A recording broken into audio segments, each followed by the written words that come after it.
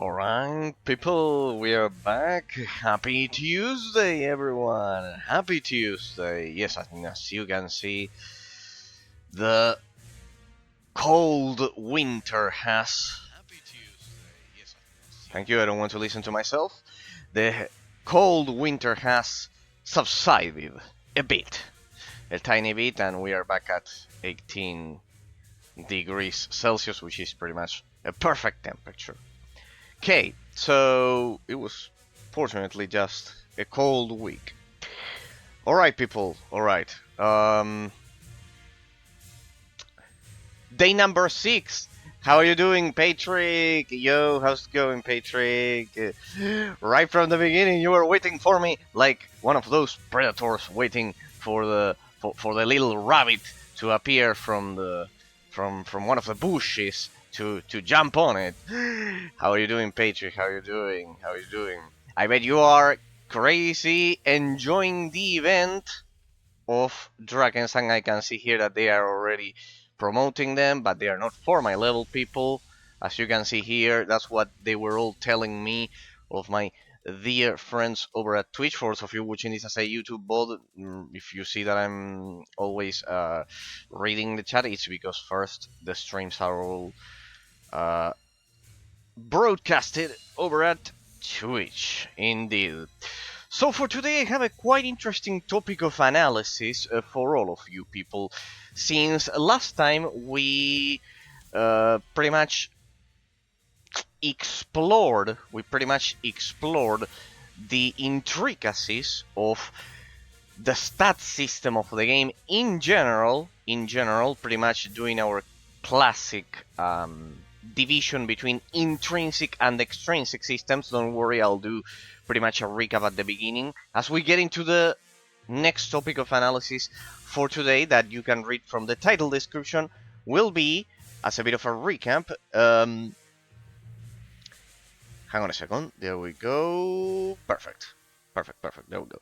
Last time we explored the stat system and the skill tree system in those divisions that classification that I always do about the source of the damage.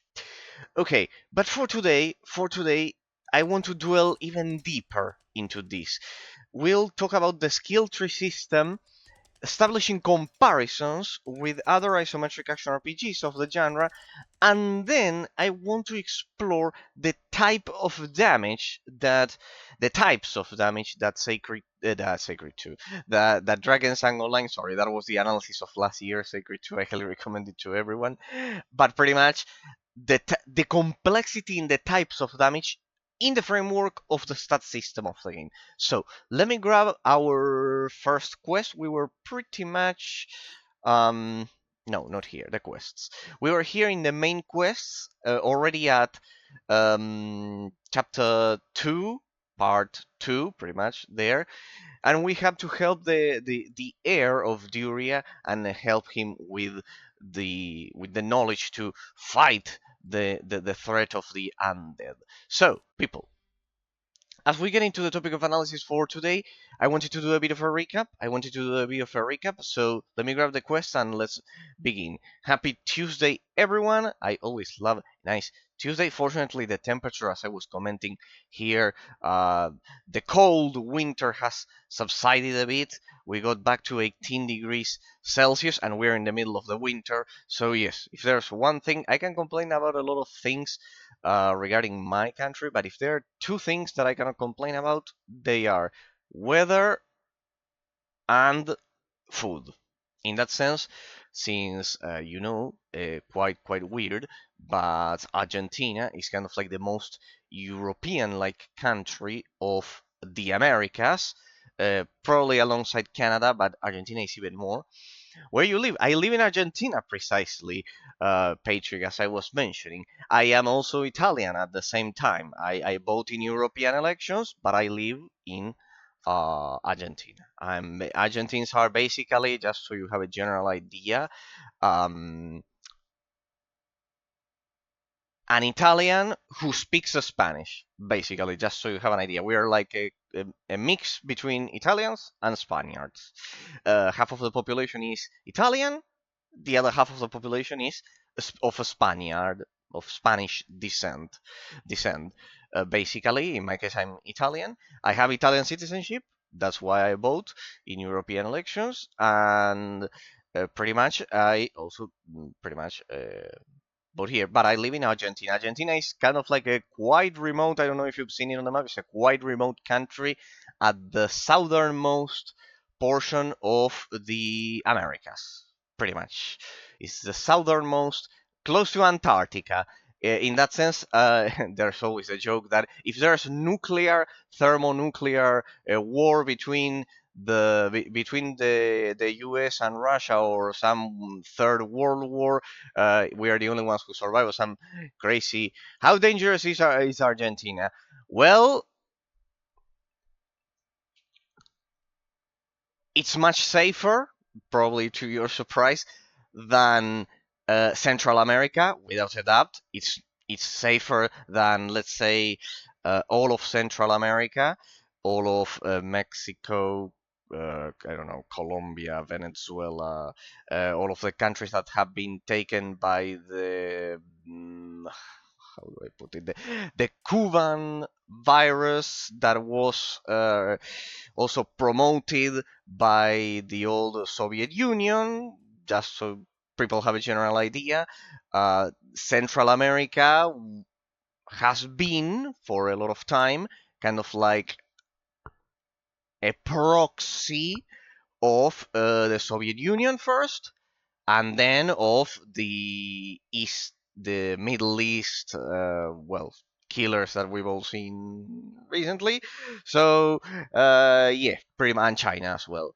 Are you a lawyer? Like I am, Patrick. I am. But I don't work as a lawyer. I didn't like it. I graduated with a pretty good average. I studied kind of like well, hang on a second, because I'll read the thing and I'll answer all of it. Is it true that America's crime rate is 70% black? No, I'll explain you all the situation. No worries. We can talk. We can chat about that. No worries. As I grab the quest, don't worry. I'll answer all of your doubts. You are not the first one who has a lot of curiosity for my country and the rest of the Americas, because I know that from Europe, the idea pretty much in a lot of cases is that since we are the youngest countries in the world, pretty much we were the last ones. Uh, Pretty much the idea is that maybe it's not as I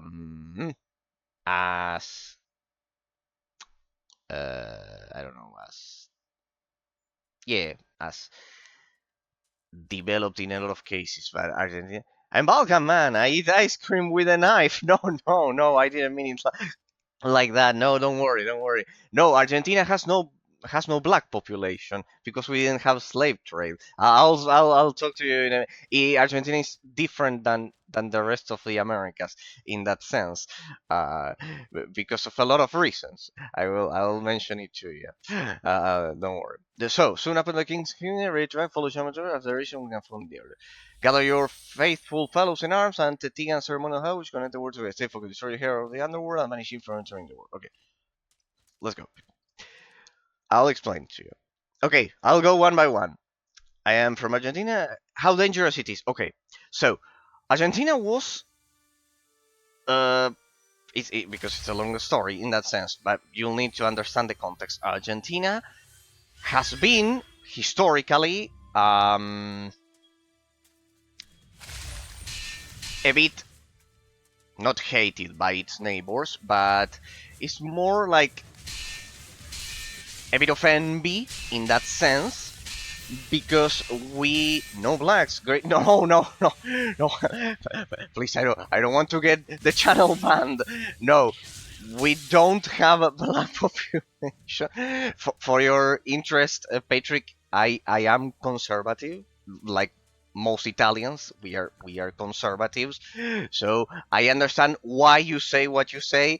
But yes, Argentina has no black population, not because of anything. It's because we didn't do slave trade in back in the colonial period, because we were, if you don't get banned, You don't get banned if I say whatever. Well, indeed, well, you say whatever you like because I like freedom of expression. In that sense, don't worries, no worries. It's just that I cannot say anything like that. I cannot say anything like that, Page Freak. I cannot say anything like that, and in that sense, no, I have nothing against people because of that.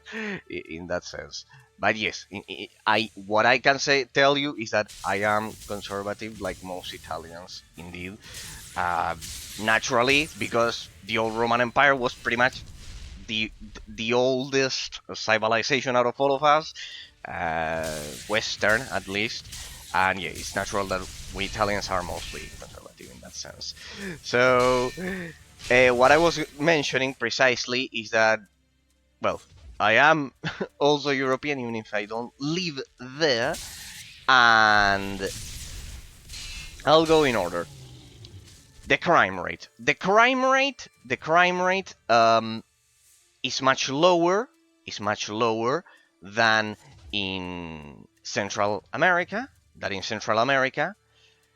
Uh, because drugs.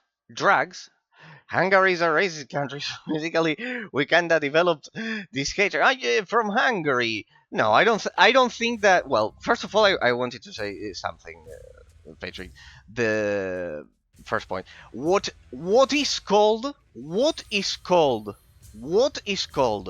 racism nowadays? Nowadays, in a lot of cases, in a lot of cases, what is called racism nowadays is a misinterpretation. And of a natural reaction in a lot of cases because for example for example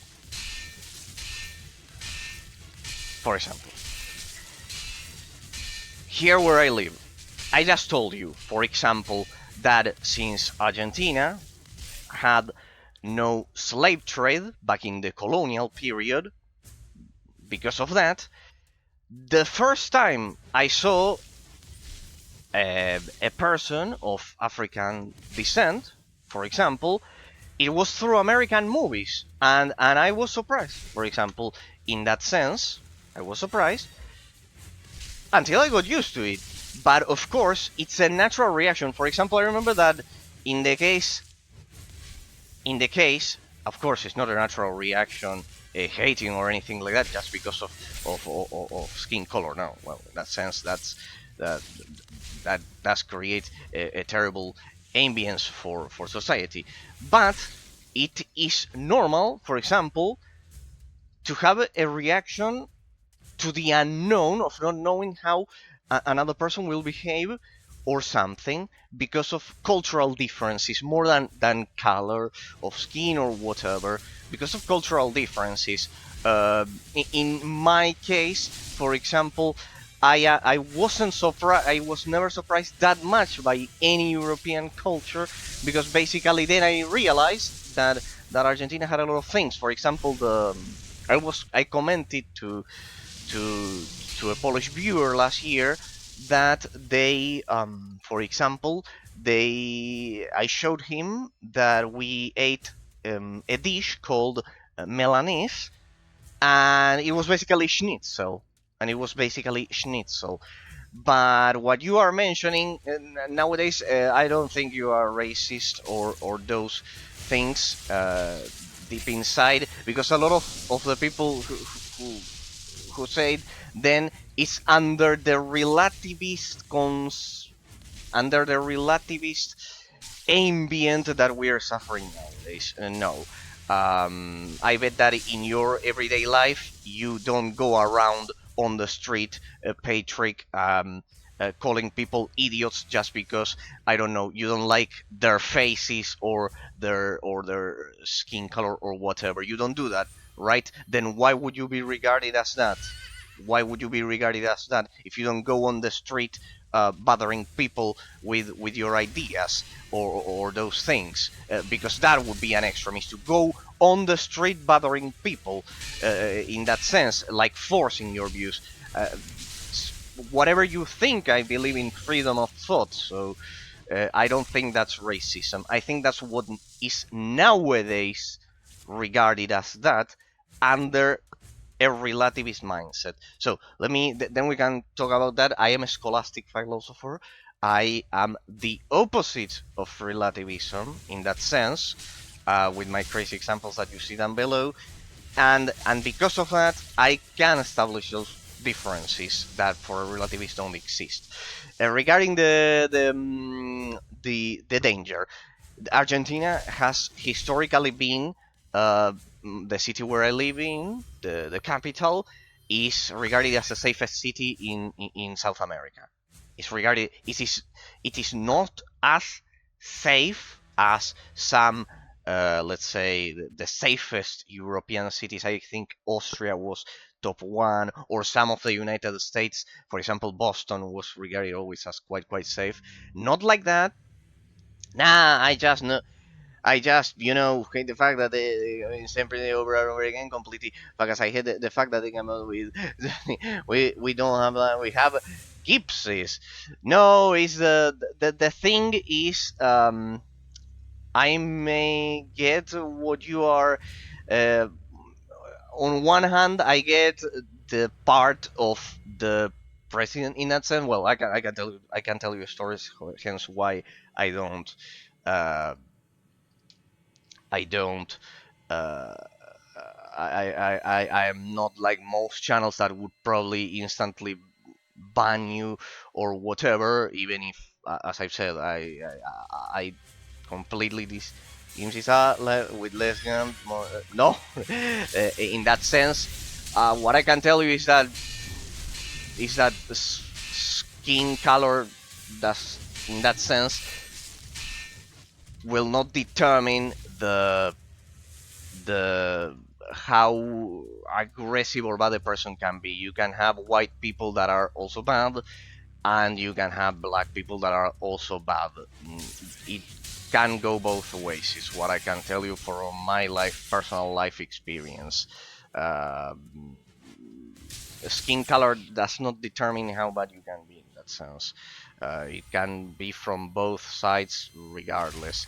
What I can tell you is that I get maybe why you mention it, regarding the voting the same. Well, precisely. My country has always been the safest out of South America in that sense, the safest, especially the city I live in, um, because precisely we embraced the the European heritage that we have, contrary to Central America in a lot of things.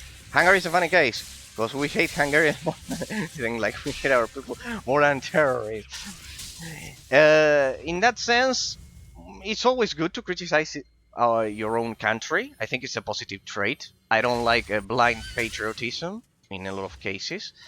Um, but I do agree that in the context we have to analyze. I think we should analyze it at least in the framework of the modern era. I think that since 2008, with the Obama administration in the U.S., which I point as the main institution, I am pro-American. Just so you know, I am quite pro-American in a lot of cases. But I think that there needs to be a defense of the West against threats, and if it has to be unified under the U.S., well, it is like that. It's the biggest army in that sense. So, but I think the Obama administration caused a lot of harm regarding what now is called the culture wars and all of those things. So Argentina was quite safe. What do you think about Trump? I did a video the day of the election with another viewer from the US, and I agree with a lot of the policies because of different reasons than most could tell you, precisely related to my case. If anyone else wants to hear, I bet a lot of people hate me by now for saying this, but I don't care. I've said it countless times. As I've said, I'm a scholastic philosopher. That implies that I am conservative. I believe that specifically the British monarchy, has been the most stable system throughout the history of humanity, alongside the Roman Empire. I read a lot of history books, and as I've said, I am a lawyer. Because of that, I read that. I had to I went to a Catholic university, an Italian Catholic university here in Argentina, precisely, and I think that precisely the Obama administration caused a lot of harm. Why? Because people don't know how to first. Well, there's a lot of aspects, but first, they don't know how to properly define conservatism. First, my favorite definition, one that I have always loved, is that conservatism is the amount of appreciation of love that you have for the effort that your parents, grandparents, and basically everyone that helped you grow up, the appreciation you have and you show for the effort that they put in nurturing you. Your parents, your grandparents, it's a very philosophical definition, but I think it's the most effective one. And because of that, I think it has its positive aspects. What I think about Trump, I think that it has been a positive change for the US. Why? Because of economic reasons. First, my country. Going back to your initial question, Patrick. As I said, Argentina is the least dangerous country out of South America. The capital specifically is where I live is the safest place. There is crime because the Soviet Union influenced Central America for a lot of time. That's where you will find the, let's say, Caribbean dictators with the let's say, the banana republics, as Donald Trump calls them, or whatever. They are captives of a terrible system, pretty much, because of this influence of the Soviet Union and the Eastern Bloc, let's say, to the east of Europe. Because of that, Argentina had a bit of crime rate in the past 10 years, and 2 years ago, in 2023, after a lot of, and this is related to your question about Trump, don't worry. After a lot of public expenditure that cost almost 17,000% inflation, that's a hyperinflation, the potential fourth hyperinflation of Argentina. We have already had three. The people voted a libertarian, basically a mini Trump, let's say, a mini Trump. Let's say they voted a Trump, but there's a difference with Trump, our president. Our president is Malay with a crazy hair. That is related to that. When the state spends more money than what the taxpayers of that society can produce, there's only one result, and that is inflation. Inflation is called the silent tax by economists for a good reason. Basically, imagine that the money you have in your pocket, you use the euro in that sense, that controls that. But imagine before you unified to the euro, or maybe you didn't in the specific case of Hungary, because there are some countries that in the European Union that haven't unified yet. Imagine the money you have in your pocket losing value every day at a rate that that you cannot even comprehend. Like going to the supermarket in the morning, it's one price, and then it's another. Well, that was caused by socialism in my country. Hence why you can see I'm not very fond of it all the time in that sense. So I think that's the economic aspect, which would be one of the main reasons. Because of this that I'm commenting to you, Patrick, I have had fights with, well, fights. I never I argued with basically I lost a lot of viewers in my channel. My channel would be at probably twice the amount of followers exactly because of this throughout the 4 years that I've been streaming. Which leads me to the second point. This new age liberalism brings with itself a quite old problem, a quite old problem that is the main reason of my channel. A quite interesting topic. When I had to study about philosophy, when I had to study as a lawyer, I had philosophy embedded into the career because of the university I went to. I'm an atheist, but I of course do believe that religion played, Western religion did play an important role in the development of society. I don't believe God is a good enough reason as to explain the fabric of the universe, but I do believe that it had a positive impact on society, Western culture, precisely, the Roman Empire, and then in all of Europe. Okay, that brings me to the cultural aspect, which is also positive regarding Trump and any of the, let's say, new wave of conservative politicians, which is the old philosophical fight, battle between relativism and realism. I am a realist thinker. This will be a bit shocking, maybe, to you in a lot of aspects, because realist thinkers are quite scarce nowadays. I can tell you the whole story. Basically, and you will see that it's related to your question in the end. But I'll give you a quite valuable context in that sense. Basically, we have to go back to the 1700s. To the 1700s, Patrick. It will be a quite interesting history lesson because people generally don't talk about these things, and they are quite important. They are not talked about for a reason, perhaps. Indeed, in the 1700s, there's a person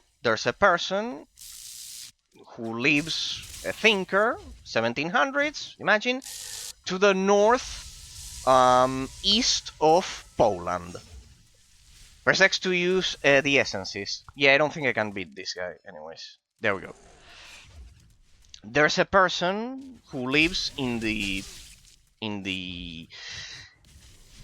northeast of Poland, the current territory. Back then, it was part of a kingdom called Prussia, the current Germany, but it was a much bigger kingdom. It was a much bigger kingdom. It was Prussia.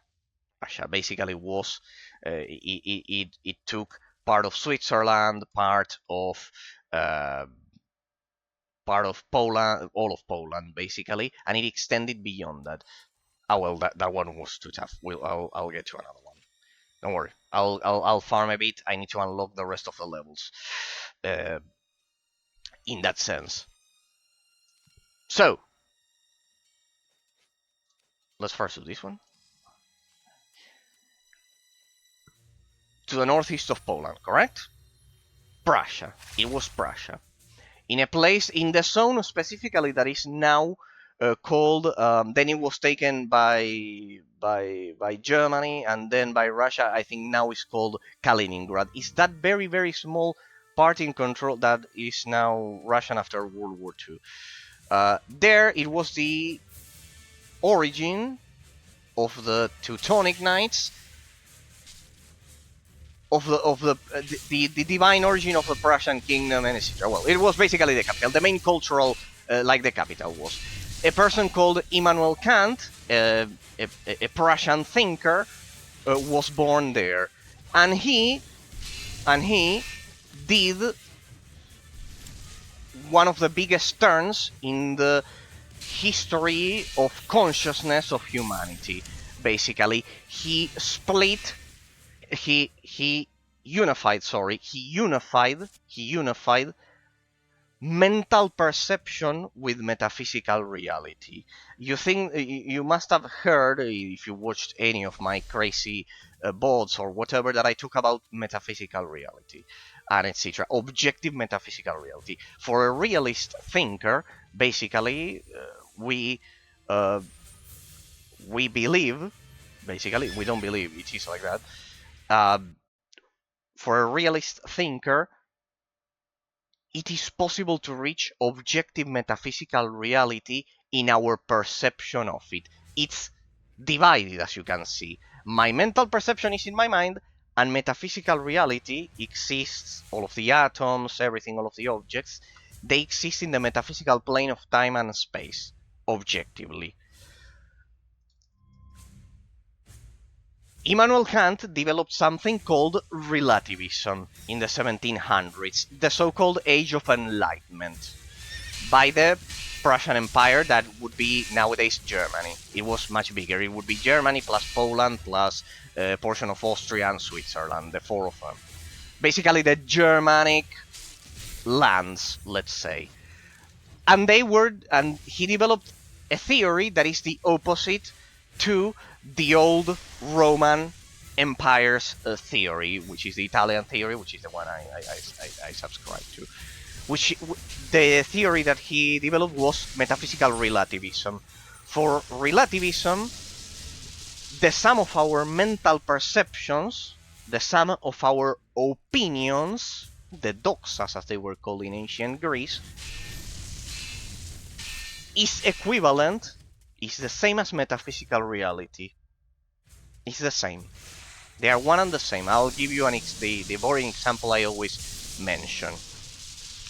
Imagine we all vote. Imagine that you, me, and everyone here, we all vote that from now on, instead of calling this a gaming mouse, we decide to call it a chair. A chair. That's a chair or a table. How do we justify that it is correct to call it a chair? Why would it be a chair and not a gaming mouse? Well, for the theory of Immanuel Kant, for relativism, since the 1700s, 1800s, 1900s, and the present day, if we all agree to call it a chair, then it is a chair, because basically our mental perception basically defines metaphysical reality, because everything is subjective. It only matters that it's a mouse or chair in our perception. It's subjective, depends on our perception of it. Okay, that's exactly the opposite of what I do, and I apply to the gaming reviews about my video games and etc. I'm a realist thinker. Realism was predominant during the medieval ages, the Roman Empire, and everything before the 1700s. Yes, believe it or not, my philosophical mental model is previous to the 1700s, previous to that influence. If you would like to know the sources, basically Thomas Aquinas is the greatest exponent of it modernly, back in medieval ages, because he recovered the work of another person called Aristotle, who was the main realist thinker, the creator basically in ancient Greece. So, Thomas Aquinas, Aristotle, they are much older in that sense. What does realism say? Contrary to what I just told you. Imagine you say this is a gaming mouse, and instead of a chair, because otherwise it will be quite absurd.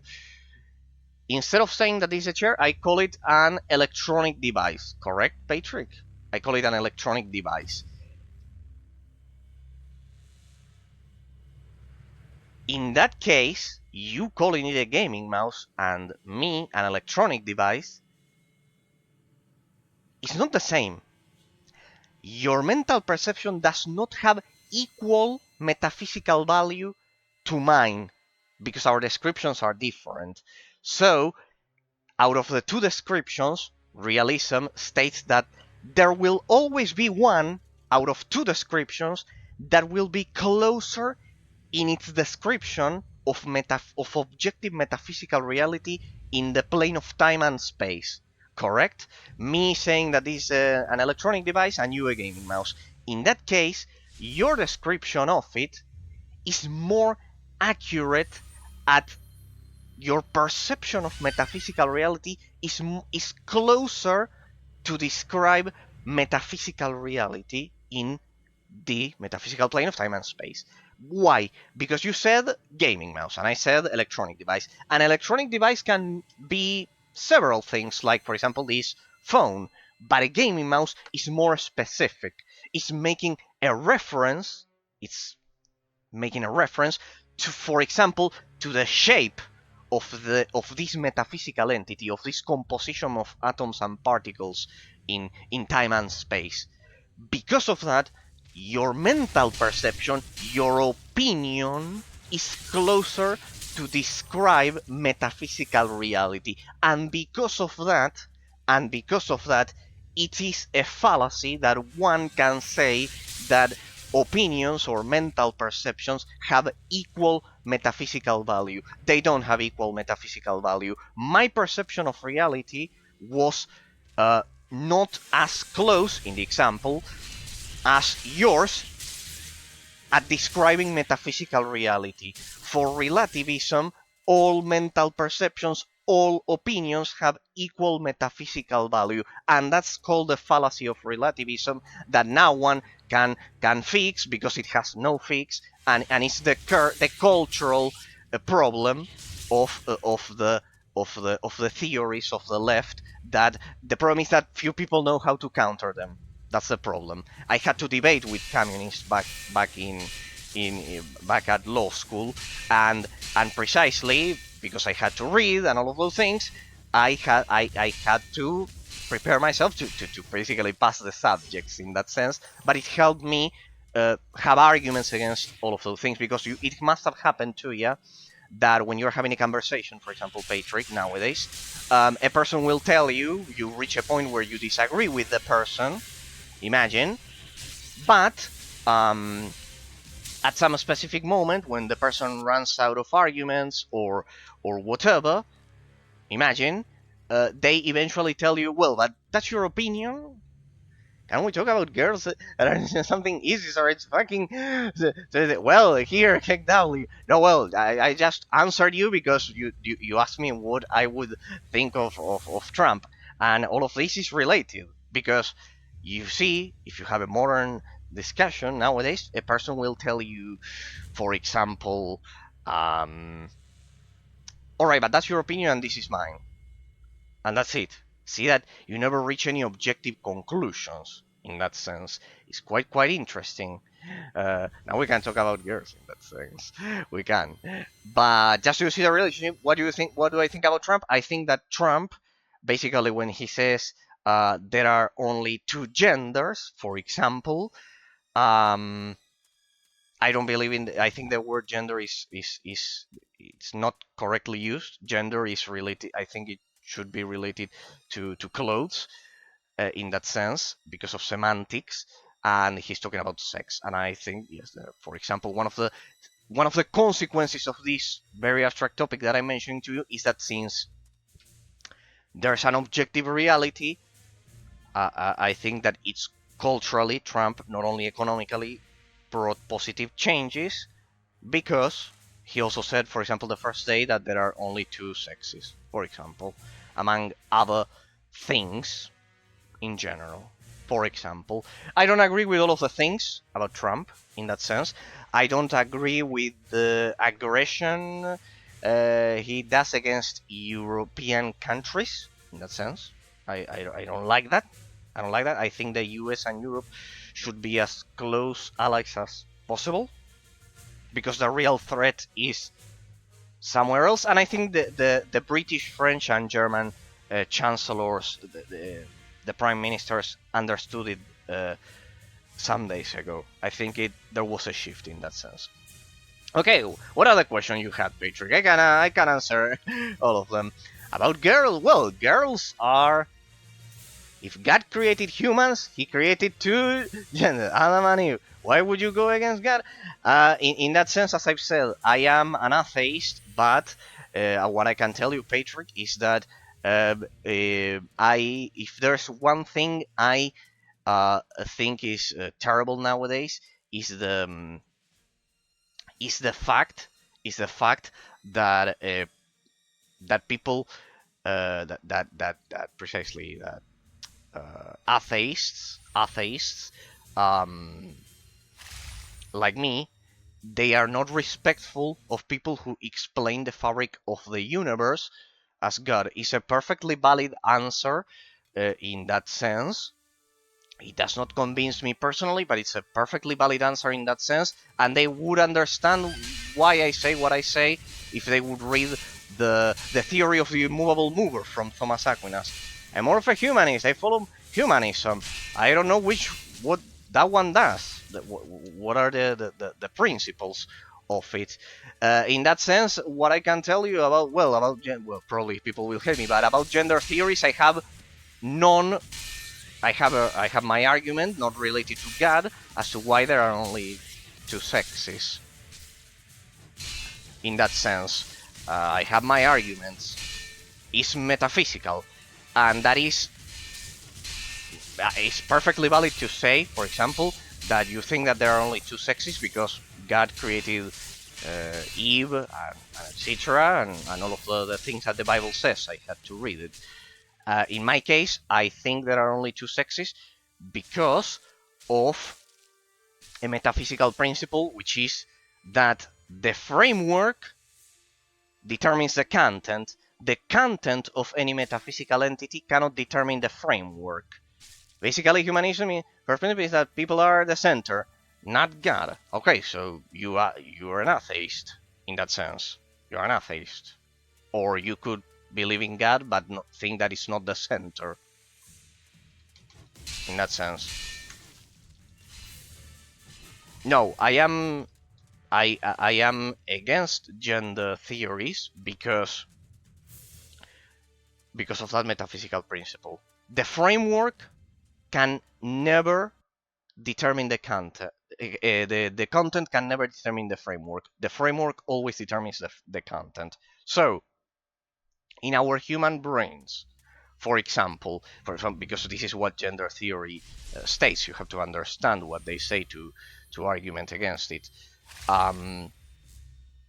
Supposedly, gender theory states that we have the biological sex, and then we have the psychological gender, which is kind of like created inside of the consciousness of our brain. Correct?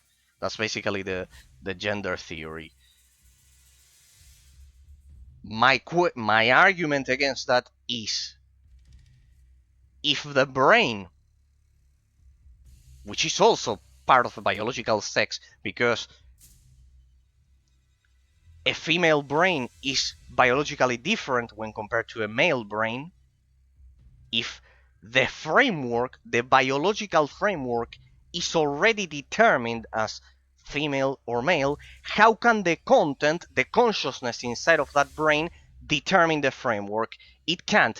I use this analogy. Imagine I put this cell phone, I feel so old saying cell phone, this mobile, inside of a box. I put it inside of a box, and then I grab the box and move it.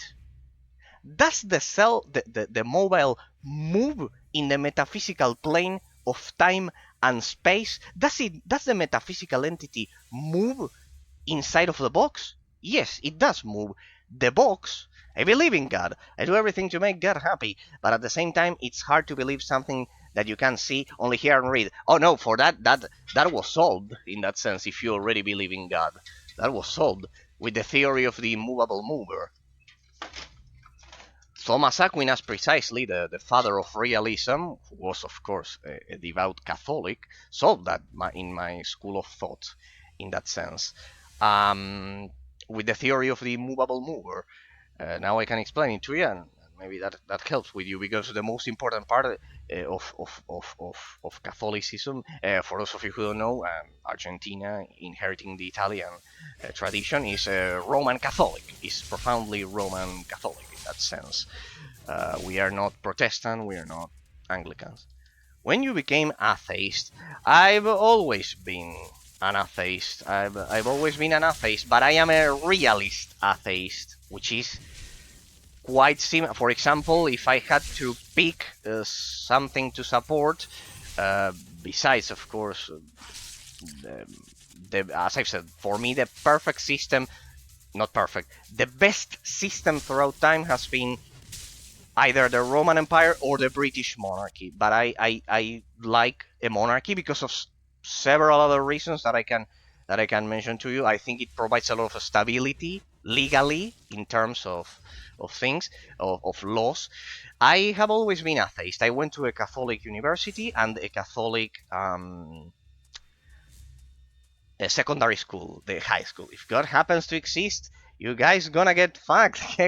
W. I already know. I know that Catholicism does not think that Catholicism thinks that precisely God will that Jesus forgives everyone regardless of if they accept his call, the call of the Father or not. No. What I can tell you, a pretty good theory, just so you see that even if I'm an atheist, I because, as I've said, the most objective definition of being atheist is that you don't believe God is good enough of an explanation for the fabric of the universe. However, I did read the reasons why Thomas Aquinas. I do agree with the philosophy of the Roman Catholic school of thought, which is realism in that sense. The theory of the immovable mover. The theory of the immovable mover, precisely developed by Thomas Aquinas, said that, well, imagine that I place a ball on top of a table, right? And I make it roll, correct? Well, that will cause that the ball will roll and roll and roll until it falls from that table, correct? Then it will bounce on the floor. It will cause the particles of the floor to to to expand or whatever. It will cause a lot of effects, and that in turn will cause, I don't know, the particles of the table to change and then change again and whatever. Well, and like that we can trace all of the causes that create moving parts until the very source. And the very source, in that case, in that stupid example, for example, was my hand. And my hand was a so-called immovable mover, a metaphysical entity, that can cause other metaphysical entities around it to start motion, cause and effect, without itself being a subject of those circumstances. And precisely that's how Thomas Aquinas explained in the Middle Ages that there has to be an immovable mover, because if all of the causes and effects are movable movers, they are a consequence. For example, us being born because of our parents, and our parents because of their parents, and etc., etc., etc. If we are all movable causes, then it is impossible for the first cause to exist. So there has to be an immovable mover, and that one is God, precisely. You know what I hate? I cannot believe in God because it feels so wrong. Well, then you.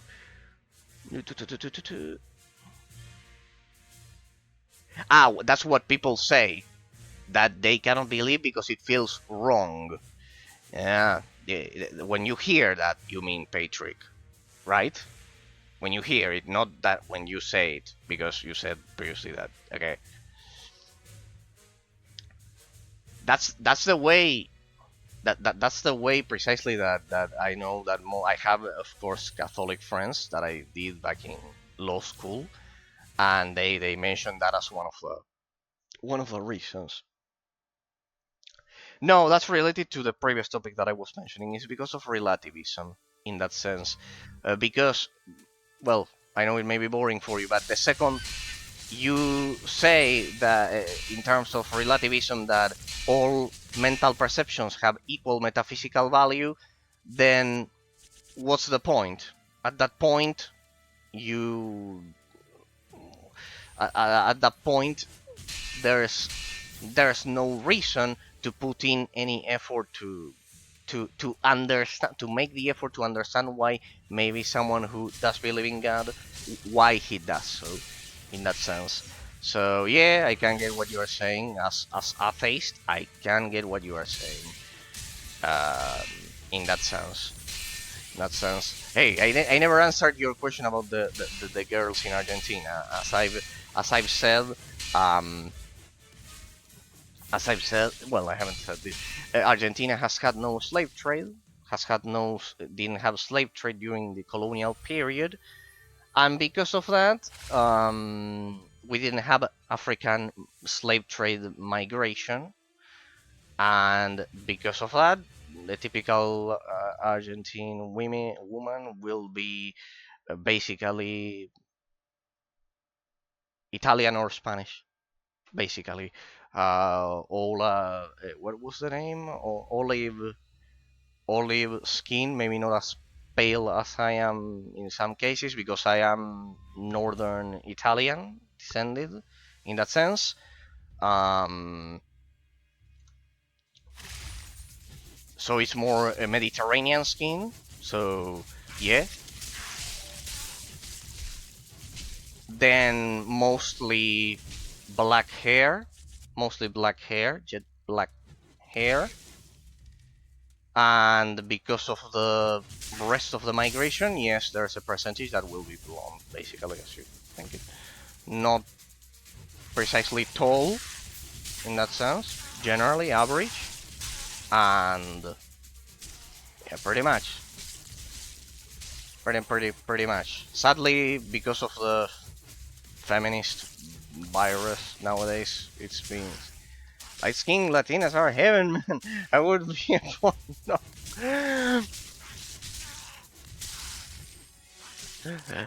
A male porn star? What? No, no. In Argentina, no.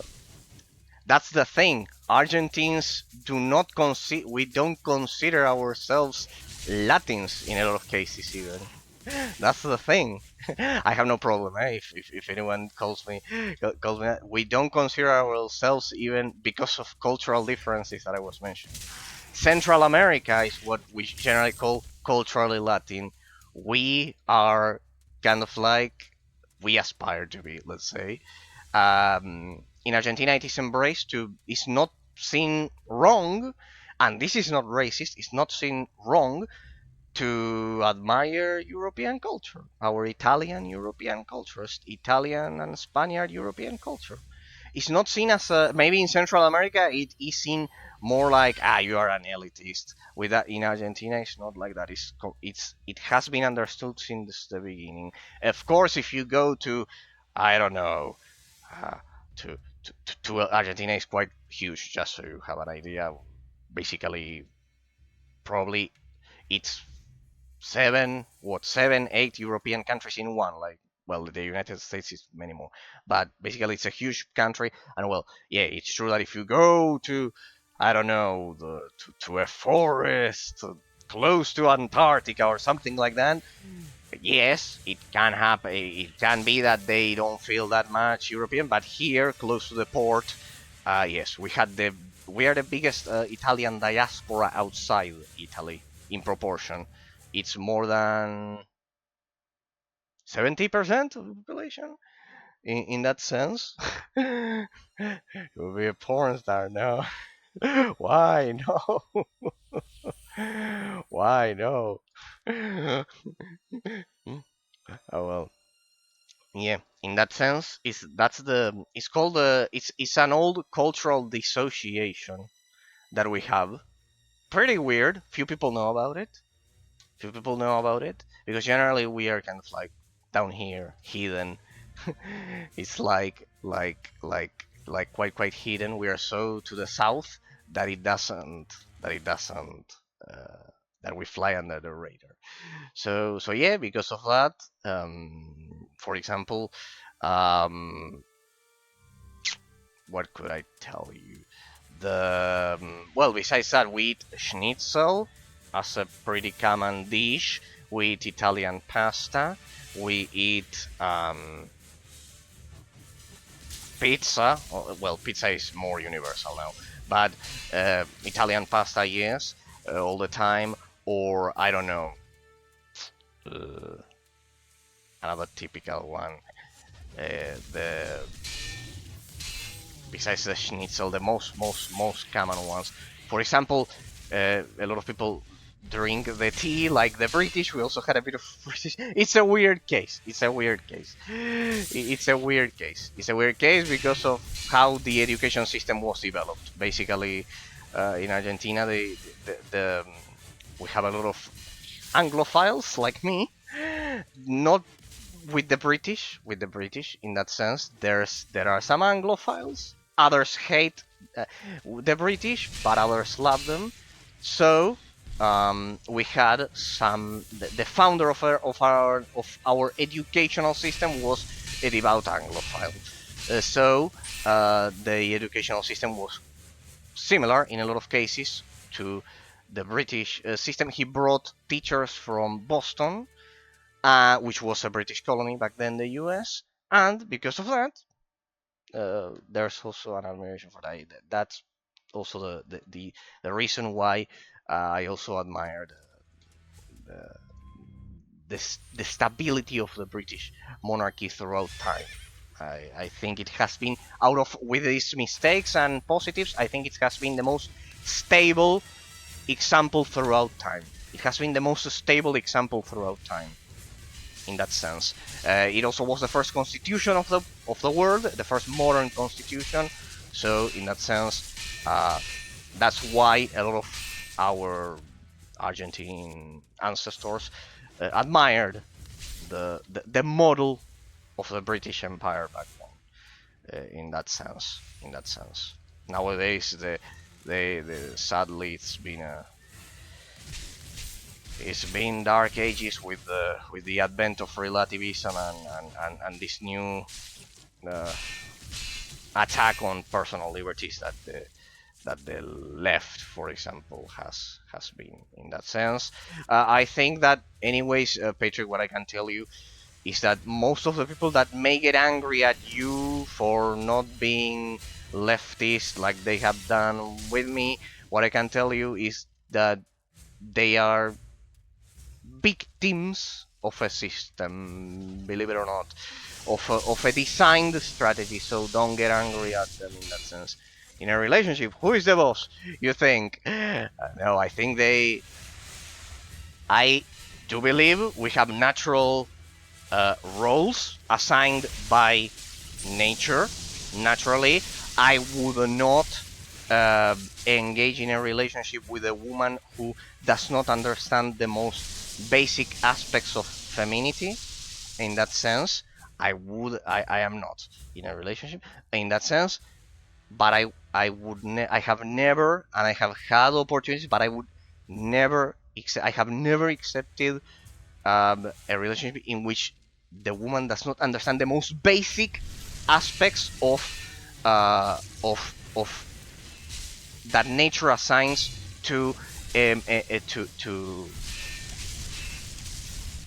to our biological roles. And by that I don't mean because I can see the leftists saying or whatever, no, you just want women in the kitchen. No, no, it's not that stupidity. That's called reductionism, and it's a strategy to precisely make people stupid. What I mean is that the very basic, right, people? The very basic. Nurturing your children is not an act of oppression. Uh, Cooking for your children is not an act of oppression. See, basic things. I'm not meaning slavery. Let's go back to the medieval ages and let's and let's enslave people. No, no, I don't mean that. In the old Roman Empire, it is true that both that slaves and no one that wasn't a Roman citizen was considered an object. No, I don't mean that shit at all. What I mean is understanding natural the biological rules that nature has bestowed upon us. Basic things. Recognizing that. For example, nowadays, if we have, and you will see this, I always cite this example. If we have a woman cooking for his husband, oh no, she's being oppressed. But if we have a man cooking for a woman, all right, he's deconstructed. All right, society is doing so good nowadays. That's a double standard. Now, beyond that, beyond that, whoever against being a good mother figure, go be lonely and sad. No, precisely related to that. Precisely related to that point. My next talking point. People, to anyone who, even if is a leftist or whatever, is not conservative, I've laid out this point several times.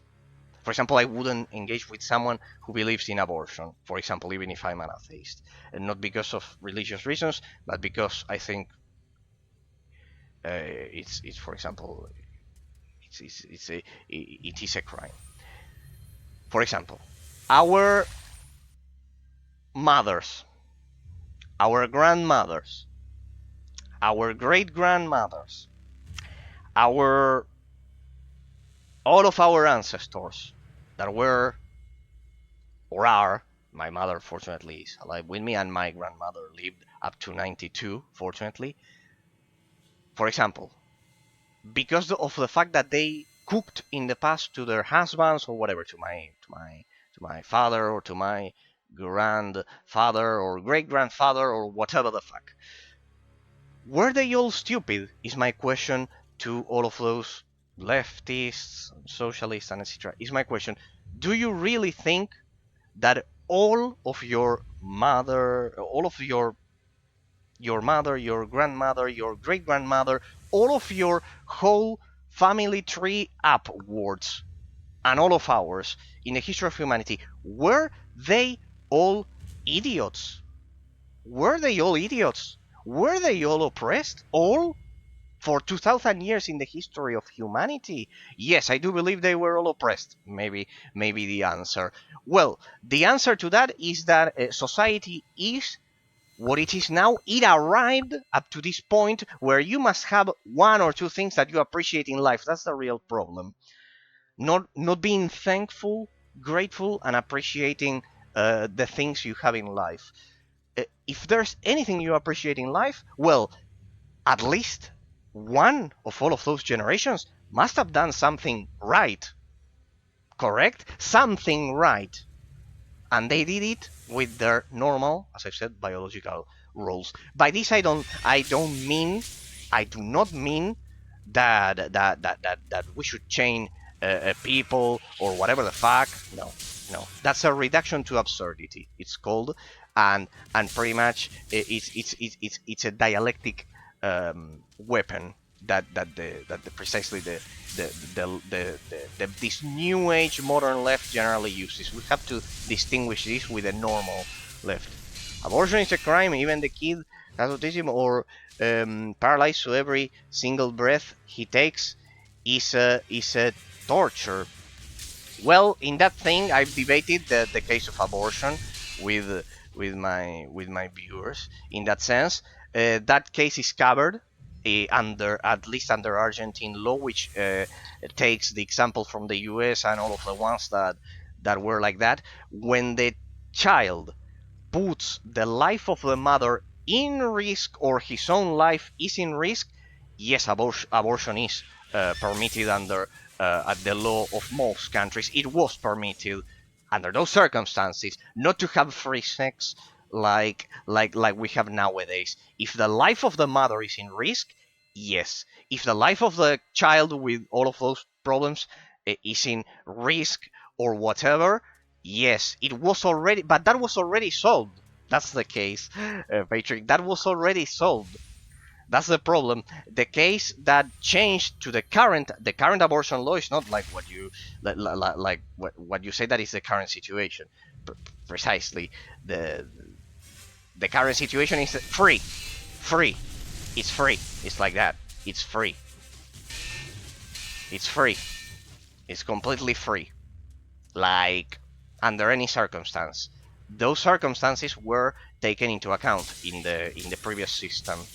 It's not that they didn't exist. They did exist. Oh, that's bad, really bad. Yeah. The cases did exist. The cases did exist. Um, under the current model that we have in most Western countries, at least, it's free, free, free. It's free. They don't ask you anything. In that sense, I had to read Roe v. Wade, which is the court case, the constitutional court case of the United States that caused the change in paradigm. Curiously, close to the Obama administration. Once again, everything close to the Obama administration. As I've said, I think it caused so much harm that we still are suffering the consequences. In Roe v. Wade, hey district, how's it going? We are debating culture and society today here with Patrick. He asked me some things about Argentina, and we are debating that. You need any help? No, I'm with this boss. I'm farming a bit to see if I can kill it. I'm just enjoying the chat, then I can focus on the boss. No worries, district. Maybe we can. I could farm a bit more, but it shouldn't be a problem in that sense. If I focus, I can kill the boss. No, don't worry. Besides, it's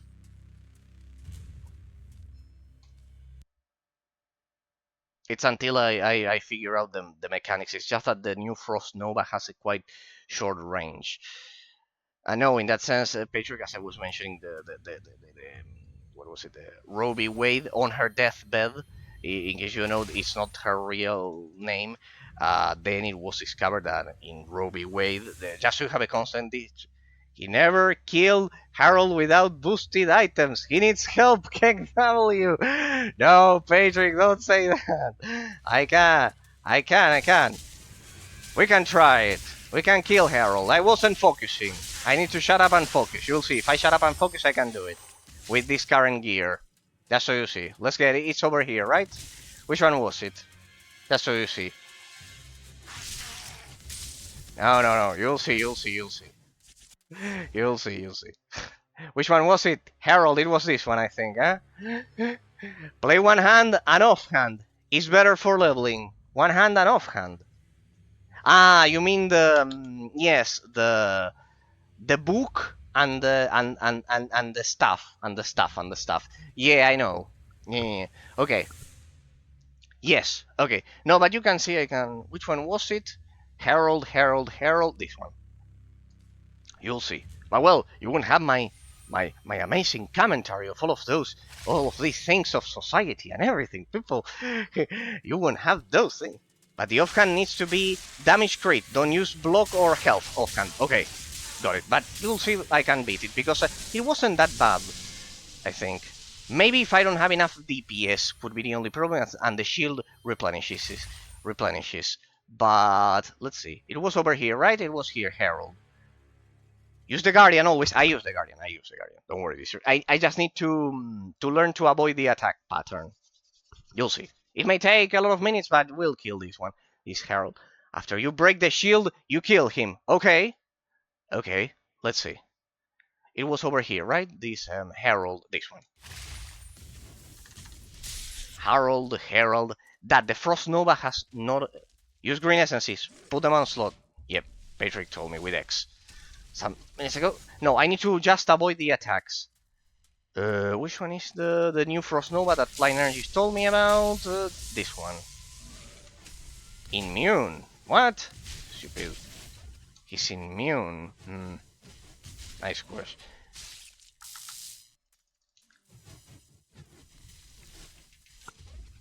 Use ice. Okay. Okay.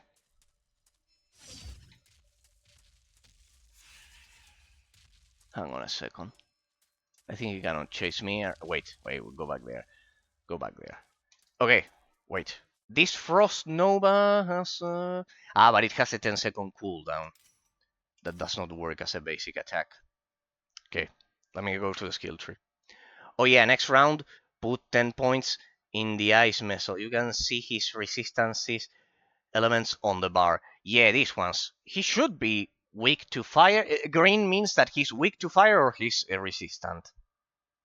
He's weak to fire, right? If it's green, like that means that we're doing the correct thing. He should be no. It's the opposite. It's the opposite. Okay. So green means that he's resistant. Ah. Okay, so lightning. Yeah, lightning. Then it's the best one. I have this one. It's quite weak, but still. Okay. Maybe lightning. Ice and poison kills him. Ice and poison. Black is better then. Black is better than red. Okay, it's the only explanation. Ice here and poison. Yes. Okay, but that's so counterintuitive. Okay, ice and poison. I had the which one? Where was it? Skills. Where was the skill tree? Here. Frost wind. I could go for Frost Nova, but it has a 10-second cooldown. No, I need a basic attack like this. Like the Ice Missile. Use ice. Yeah. At least this one. Or this one, I can go for this one. The Frost Wind, I bet it deals more damage.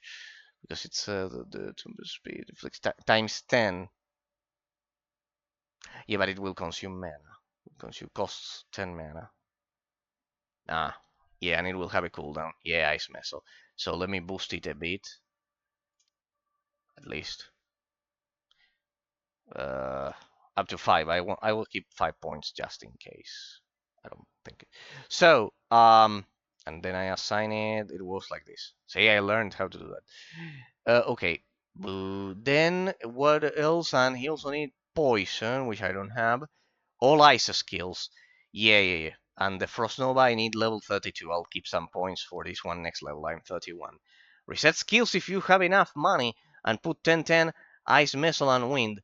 There is a 2 there. Also, yeah, Singularity, I got it. The Flying Energies told me about that one. There's a 2 there.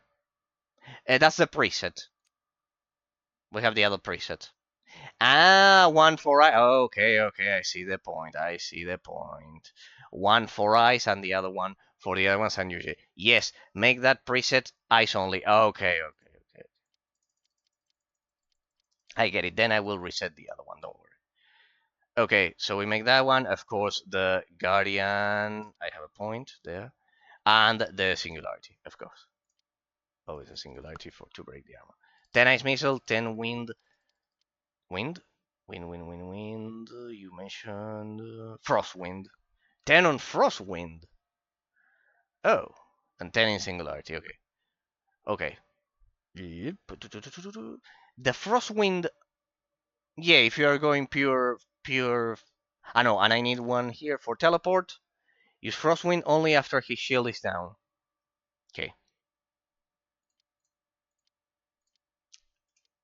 I'll leave a bit of margin. I'll leave it at 7. I'll leave it at 7. Okay, so let me change to it because it adds damage to Ice Missile. Okay. So the Frost Nova there, the Guardian I need it. I won't need this. This one I want. Well, I'll leave that one there. Pretty much. Okay, so I didn't know it's weak. The weakest ones are the black ones, actually. Okay, let's try. So this one, you must wait 200 seconds. You can have a second skill bar 2 on left side. There is like one with more arrows. No, I'm okay with what I am. District, don't worry. I've assigned it to kind of like a MOBA-like combo. I like it as it is, like a second skill bar, not like this, like probably here or whatever, somewhere around. No, no, no. I'm okay. It's the type of damage. Well, let's see. So the black ones are the ones. Let's see. I mean, that didn't go well. Ah, look at that. It was a problem of type of damage, precisely. See, now you do damage indeed. He does block, but it doesn't say immune. When it says immune, and also the Guardian. Let's go for the Guardian. Okay. I see. Precisely the topic of analysis that I wanted to mention today, the types of damage. But why use black for the best ones? Like, what does green and red mean? One must mean that he's resistant and the other one that he's weak, but black is more. He's immune to slow. Guardian use, yes, always. But not to damage.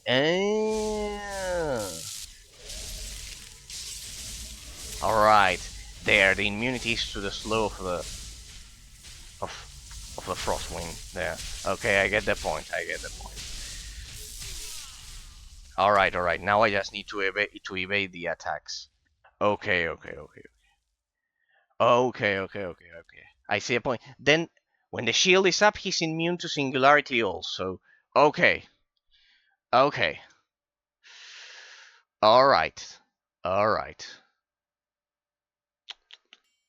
Oh shit, it sent me back. I need to remember to use the thingies to go back. Okay. No worries.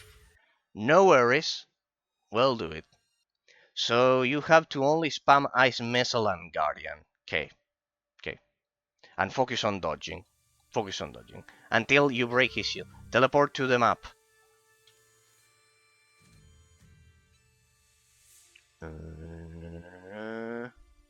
This one? No destination. Well, but I can go over here. It will cost me 10 gold and I need to save for that shit. It's flashing there. Yes, I know. But it says no destination.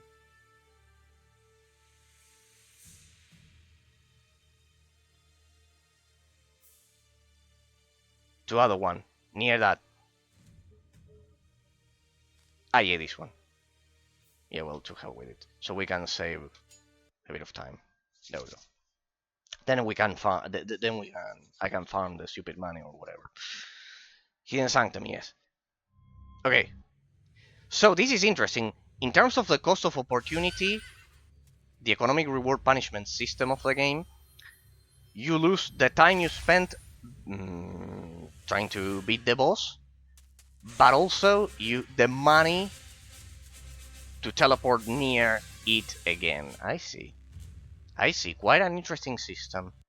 Unless you have the thingy that revives you, like the cross on you. Well, I can just come and watch. No, District. If you do that, then it would be only if it gets out of hand. No. That would be. It would take the suffering from the audience over at YouTube. They need to suffer with me, District. That's the point. They need to suffer with me. Then they don't watch it, but no worries. For those who want to.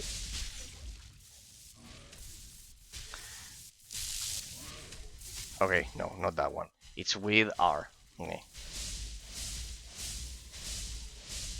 They need to suffer with me. That's the most interesting part. Watch the streamer suffer with it, so he improves. Don't use singularity. It does nothing if he has a shield. Perfect. You know, it's that I have it on E. I should probably reassign it because R is a bit uncomfortable. In that sense. Let me reassign it real quick, like that. That should be it.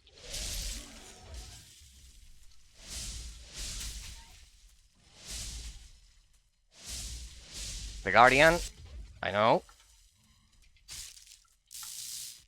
Alright, I need to see the pattern just like I did with Callus.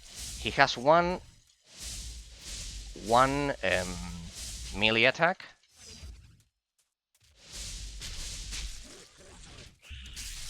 He has one melee attack. Now I will grab some popcorn when you 1v1 Valor, the 50 level boss. That boss is impossible without boosted gear. We'll see, we'll see. We'll see. That's true. We'll see, we'll see, we'll see. People say that Master Mode Knights of the Fallen Empire solo was impossible, and I did it. So I know that maybe there's a mathematical limitation, so in that case I will farm whatever gear is required. So yeah, pretty much.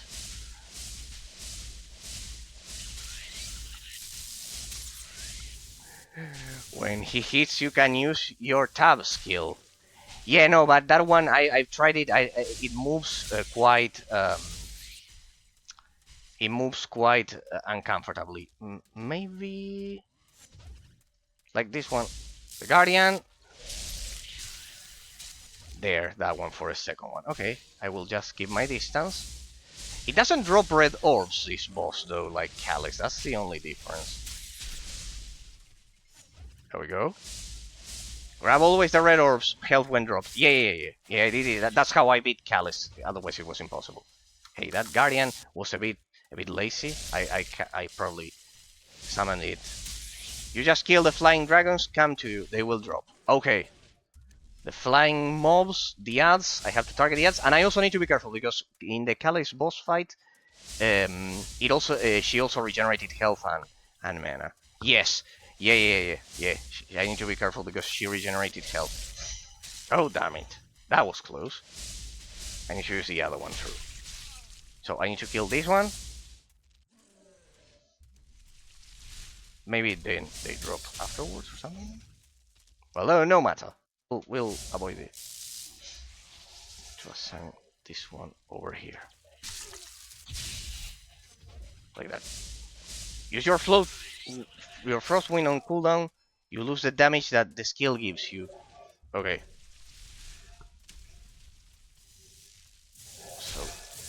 So the frost wind then boosts the basic attack. That's the point. What? There we go.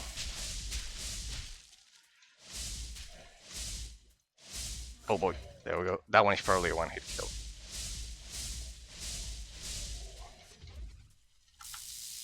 Guardian.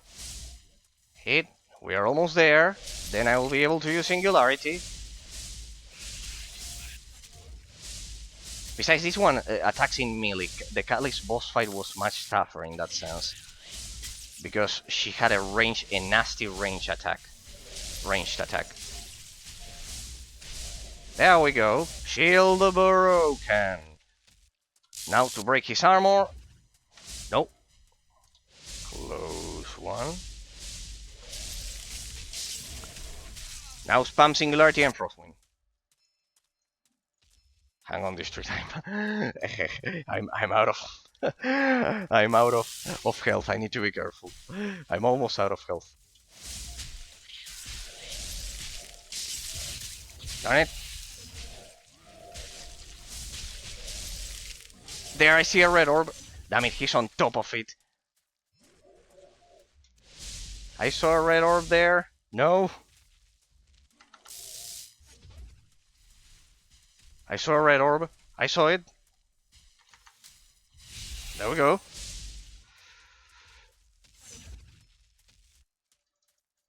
Okay, now we go for Singularity, Frostwind, Escape. There we go. Focus. Now spam Singularity and Frostwind. Focus, yeah. Now focus.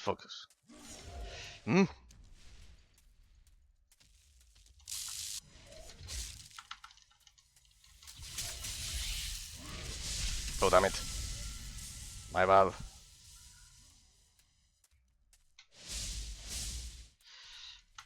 We have it. We almost have it. Give me a sec to concentrate. I know. Oh no, that hit hurt. Focus. Don't worry. If I concentrate, we can do it. Anyways, I think I had an insta revive.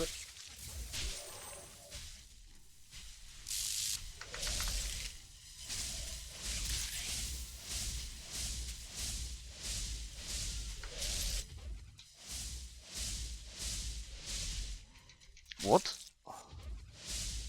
Uh, Most excited for heroin in 12 years. Patrick, goddammit. I need to add some epic music then. Yeah, because it's a one-hit kill.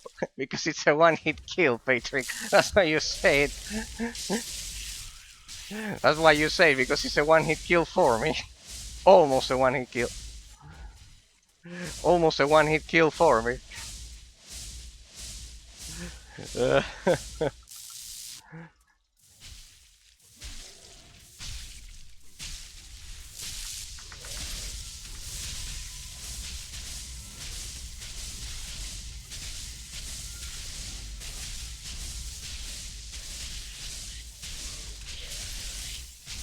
now I read it. Sorry that I'm not reading. It's because I don't want to do this ever again.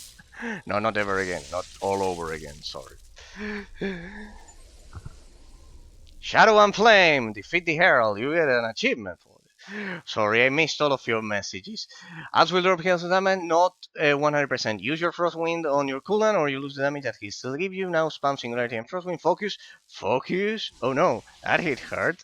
This is the most exciting boss fight. You like hard games, no? It's always hard with bosses. You can use your Frost Nova also for double break. Yeah, I like hard games, and I think it's a quite positive aspect of the gameplay mechanics in that sense. Yeah, pretty much. Now let's see what juicy drop he. Ah, look at that! I could have used potions. To hell with it. Better, like this was better. Yeah, it was also using outdated gear, I guess. Okay, so first thing, district. You told me before that I should be using the orb and the book, so I'll work on that for next time. Okay. Okay.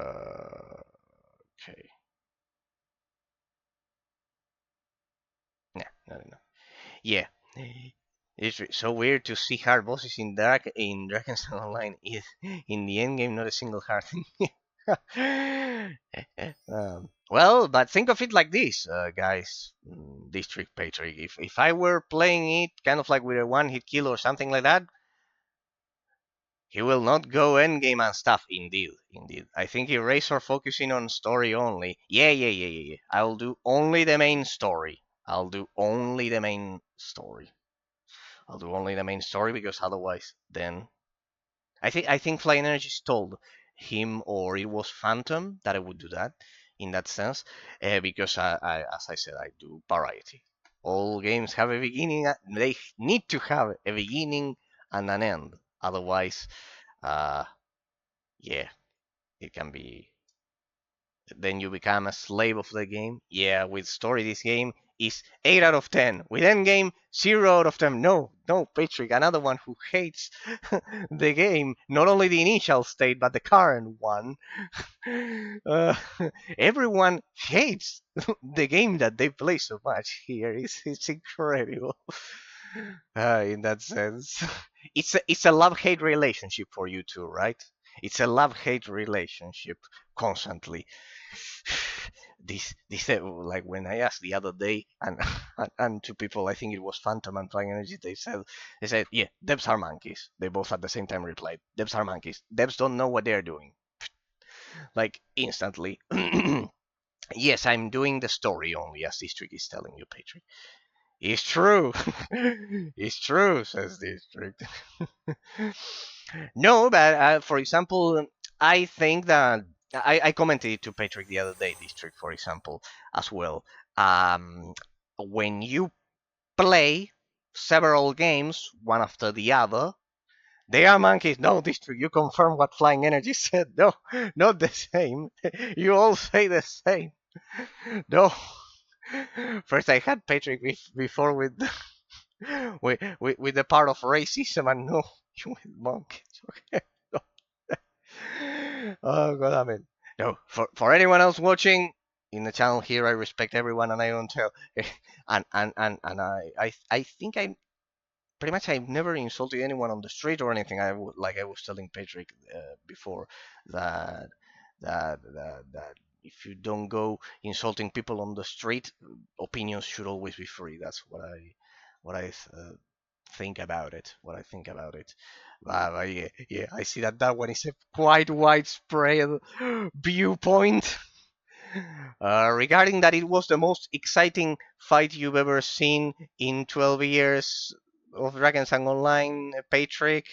I am a bit skeptical to believe that. I would happily insult Drakensang Online. No, no, no, no. Don't do that, Patrick. Don't do that. Don't do that. Don't do that. It's just a game at the end of the day. Don't do that. Don't do that. No, no. That no, no, no. Don't do that. No, no, no. I know you say it as a joke, though. That's why. Uh, uh, I know you say it as a joke. But yeah, pretty much. Don't do that. Opinions are one thing. Then doing that is another. I know you say it as a joke. Ironic in that sense. Yeah. Yeah. I can see that you all have a quite special relationship with the devs of this game.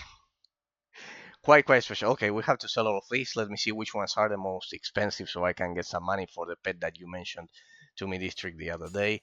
So I'll just well the loot disappear, whatever. I got the most valuable ones out of that. Report back. We both hate the game. We both play the game. Yeah, that's the irony. That's the irony, district.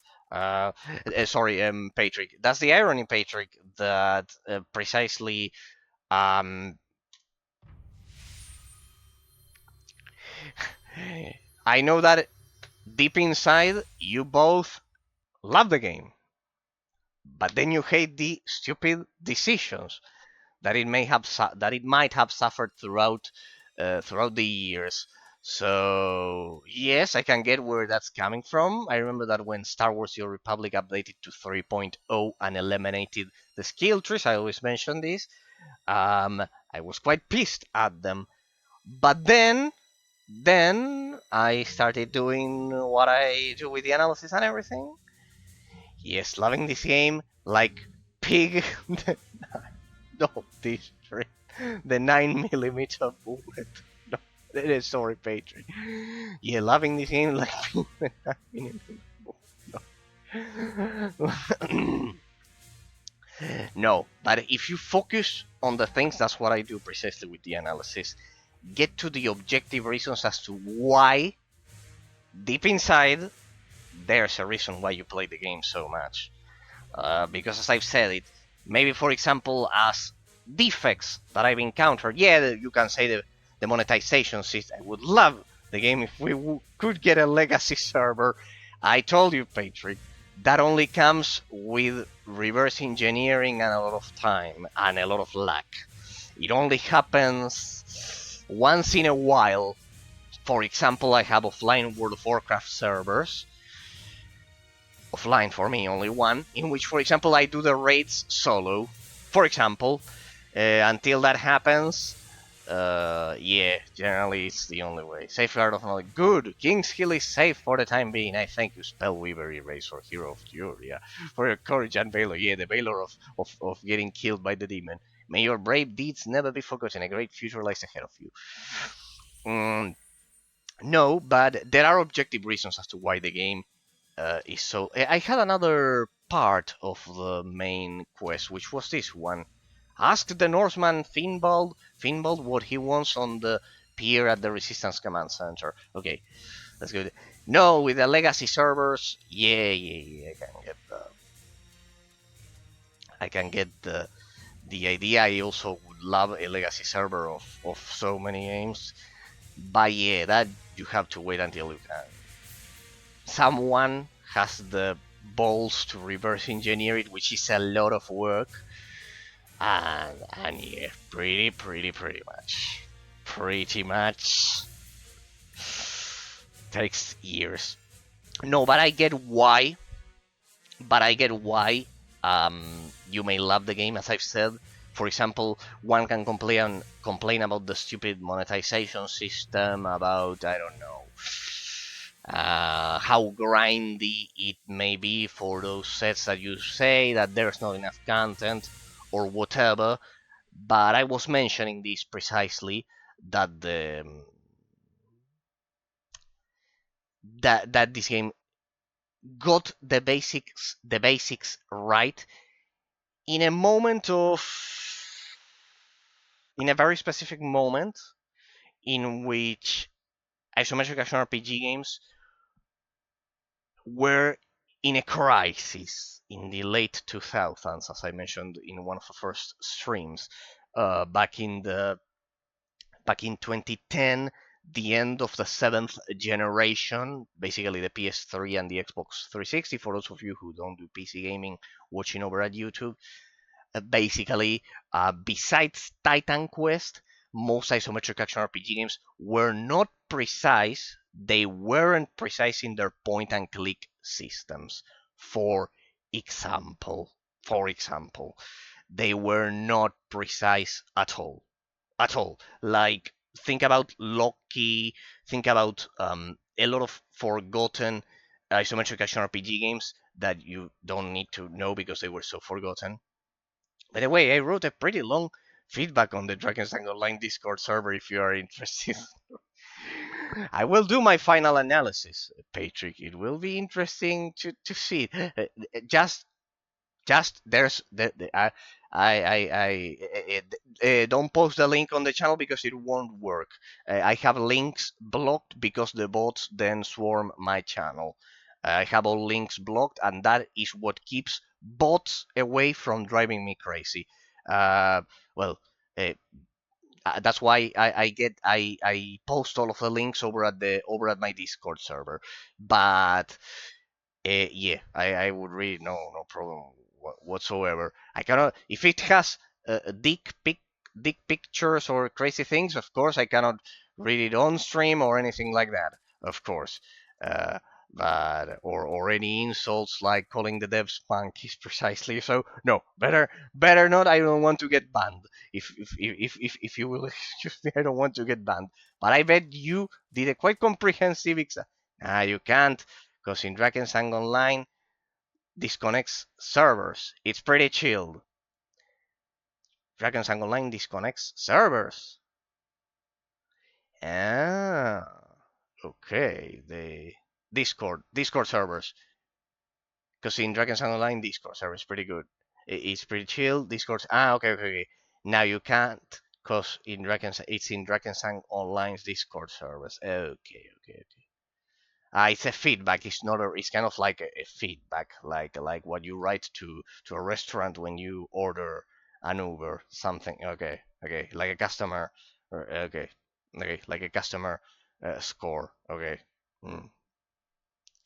Yeah. District told me to join the Discord server for the updates and notices, but since I'm playing the main story for now, I'm okay as I am. It also has the guides. Maybe I can read the guides in that sense. But I like discovering the games like this, like going in blind, like you could see. Maybe if you really think that it was so interesting the boss fight, well, it's because that's the consequence of a person playing the game without knowing. Most people nowadays read guides, and that kills the I think it kills part of the excitement in that sense of the interest. At the behest of all these runes, yeah, after the dark, see, invoke the ancient pact of our peoples, take the ship to Jarlshofen, and aid us in fighting the evil there. Okay. Oh, alright, it's a completely different region, or what? Well, maybe we can go over there. I know it's a completely different region, probably.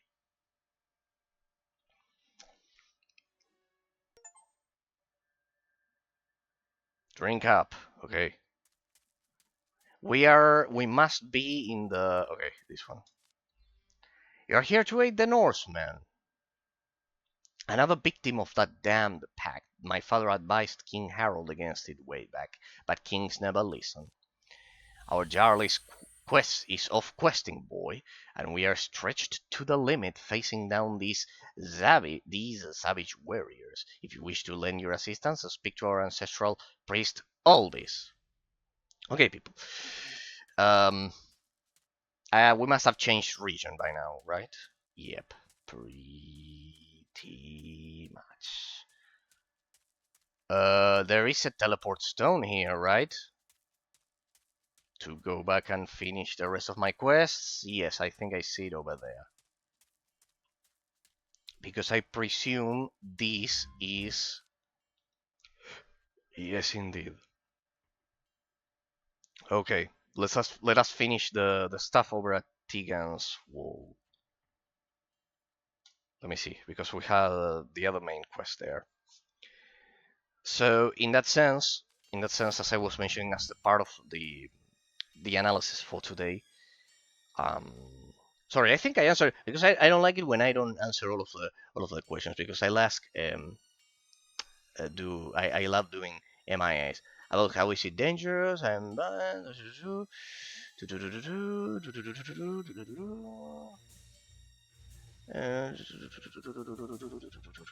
yeah, the part I knew I was forgetting about something. The part of the boat that you mentioned at the beginning. The part of the boat that you mentioned at the beginning, Patrick. I knew I was forgetting about one of the questions. So we hit 17,000. 17,000, yes, 17. No, no, no, sorry. Um, yes, 17,000. 17. We almost hit 17,000 inflation because of our socialist